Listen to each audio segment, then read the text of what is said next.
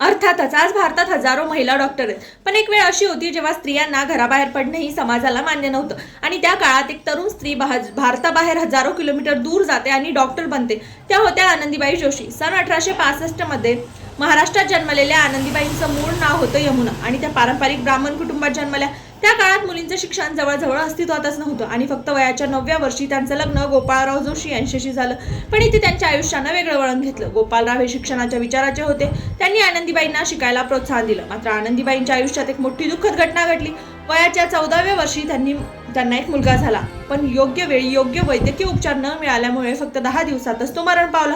हा धक्का आनंदीबाईंच्या आयुष्याला दिशा देणारा ठरला.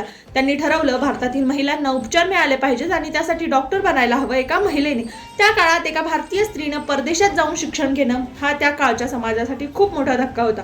लोकांनी टीका केली, धर्मभ्रष्ट म्हटलं, अपमानही केला, पण आनंदीबाई थांबल्या नाहीत. 1883 मध्ये त्या अमेरिकेत गेल्या आणि वुमेन्स मेडिकल कॉलेज ऑफ पेनिसिलियामध्ये वैद्यकीय शिक्षण सुरू केलं आणि 1886 मध्ये त्या पश्चिमी वैद्यकीय शिक्षण घेणाऱ्या भारतातील पहिल्या महिला डॉक्टर ठरल्या. पण दुर्दैव असं की डॉक्टर बनून भारतात परत आल्यानंतर लवकरच त्यांना क्षयरोग म्हणजे ट्युबरक्लोसिस झाला आणि वयाच्या फक्त 21व्या वर्षी आनंदीबाई जोशी यांचं निधन झालं. पण इतक्या छोट्या आयुष्यातही त्यांनी इतिहास बदलला, कारण आनंदीबाई फक्त एक डॉक्टर नव्हत्या, त्या भारतातील महिलांच्या शिक्षणाची आणि स्वप्नांची पहिली मोठी सुरुवात होत्या. त्यांनी समाजाला दाखवून दिलं की परिस्थिती कितीही प्रतिकूल असली तरी स्वप्न मोठं असेल तर इतिहास बदलता येतो.